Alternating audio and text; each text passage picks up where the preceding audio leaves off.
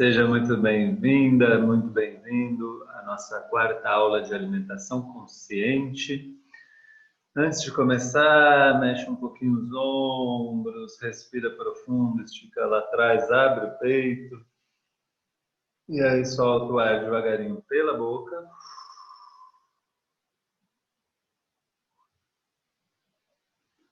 E como é que foram os seus últimos dias aí, observando o café da manhã, o almoço mais baixo em carboidratos?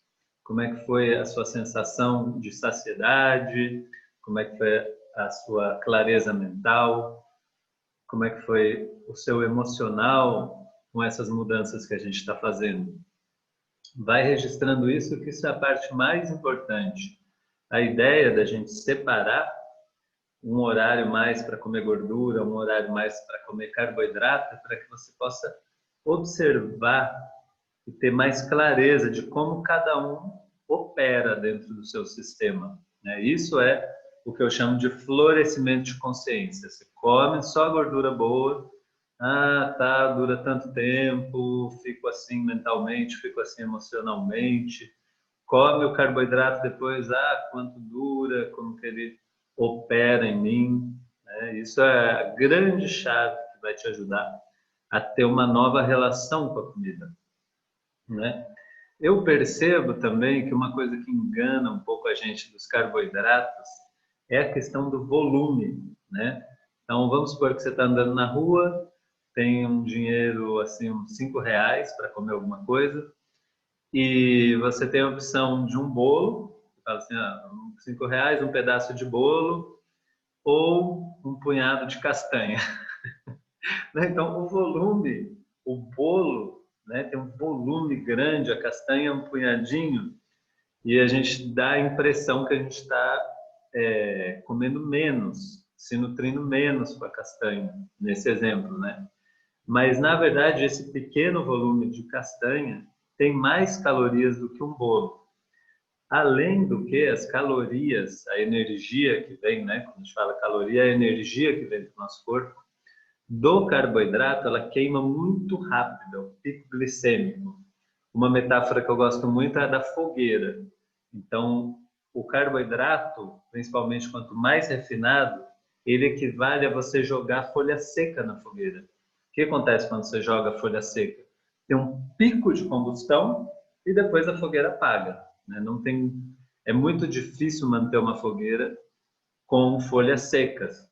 Para fazer isso, você tem que ficar o tempo inteiro jogando folha seca, que é mais ou menos o que uma pessoa que come só carboidrato refinado faz. Ela tem que ficar o tempo inteiro uma bolachinha, o tempo inteiro um pãozinho, o tempo inteiro um pedacinho de bolo, o tempo inteiro, né? Alguma coisa para dar outro pico de combustão, porque senão o fogo apaga. A gordura boa, ela equivale a uma tora na fogueira. Então, ela vai queimando lentamente, estavelmente durante muitas horas. Então, você vai percebendo, né? Ok, pelo mesmo preço, ou eu pego um bolo desse tamanho ou um punhadinho de castanha. Mas esse punhadinho de castanha é um combustível que vai durar muito mais tempo, né? Se fosse o seu carro, você não teria dúvida. Imagina que você vai abastecer e aí o frentista fala, tem um combustível aqui que durante 10 minutos você vai, nossa, pode arregaçar com o carro, vai muito rápido e depois acaba. Ou tem um combustível aqui que você vai numa velocidade normal durante 4 horas. Mesmo preço. Qual você vai preferir?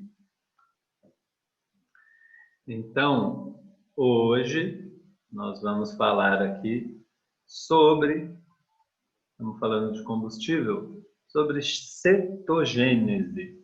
Cetogênese é quando o seu corpo, mais especificamente o seu fígado, ele começa a perceber que tem gordura boa circulando no corpo, bastante gordura boa, e ele começa, então, a transformar essa gordura boa em corpos cetônicos, que é a forma como o corpo consegue transformar gordura em energia. Então, ele começa a usar a gordura boa como combustível. Hoje a gente vai entender bem como funciona isso e como fazer para que a gente entra em cetogênese? A primeira coisa, então, já com o que a gente vem estudando, eu quero deixar aqui um mapa bem simplificado para você, do café da manhã, que eu estou chamando de zero carb, que é bem baixo em carboidratos, realmente o café da manhã é bem focado em gorduras boas. O almoço, que também é baixo em carboidrato, mas já com algumas opções que a gente vai ver daqui a pouco.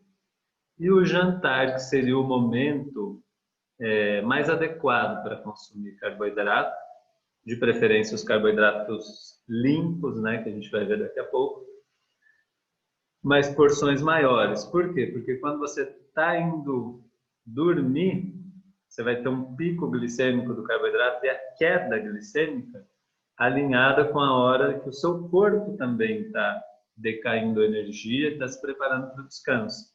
Então, vai até, de uma certa forma, favorecer, né? Não sei se você já reparou que quando você come carboidrato de noite dá mais sono. Então, de uma certa forma, vai favorecer. O que a gente quer evitar ao máximo com esse programa é que você, durante o dia, tenha queda glicêmica. Porque a gente está estimulando o seu corpo a se limpar, a se desintoxicar.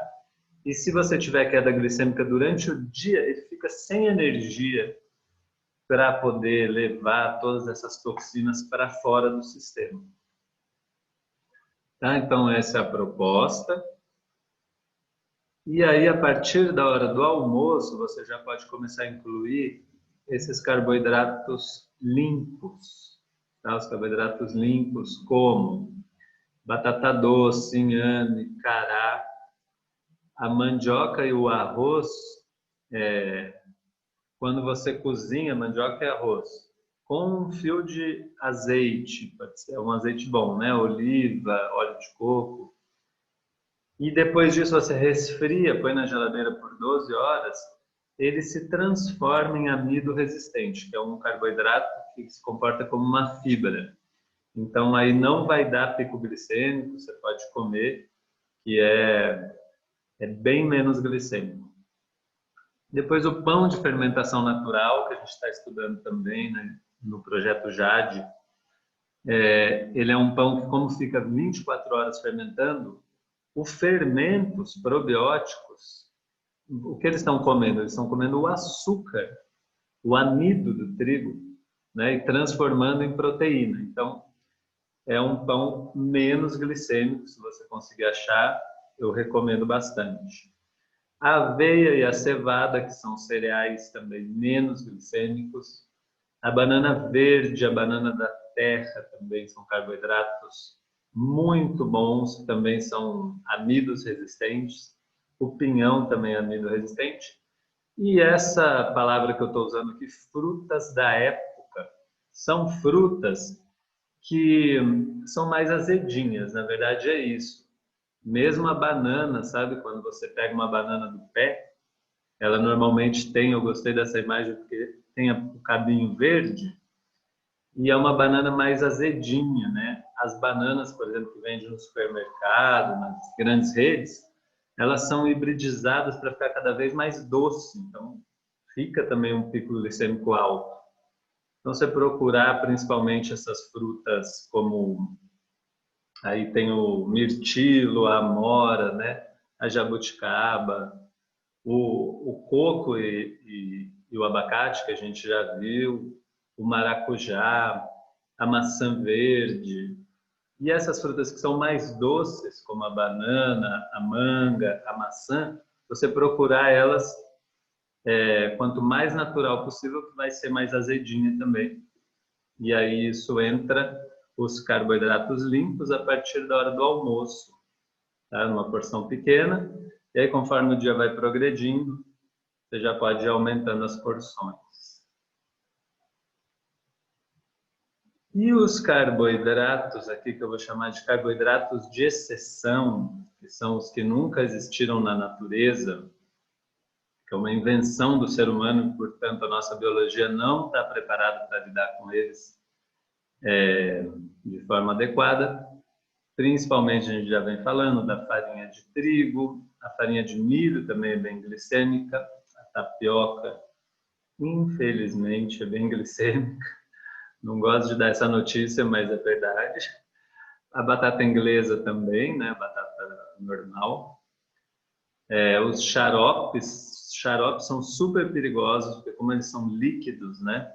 O corpo absorve mais até ainda o açúcar deles.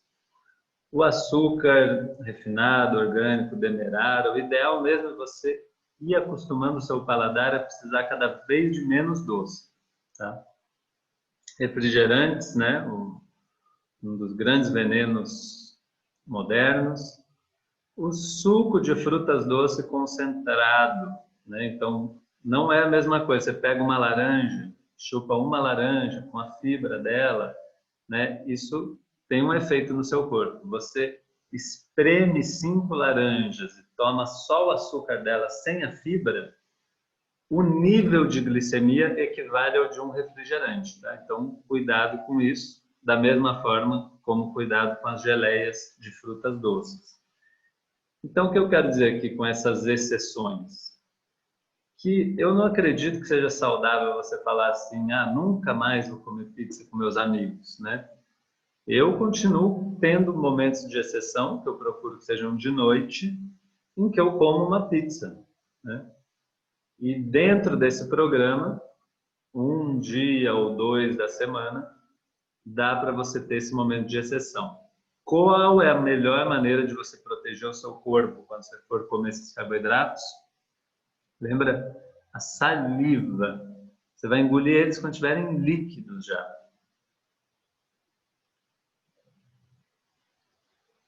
Ok. Então, voltando aqui só rapidamente, esse cardápio, aqui, esse programa, é suficiente para a gente começar a entrar em cetogênese, quer dizer que o corpo vai começar a pegar combustível das gorduras boas, né?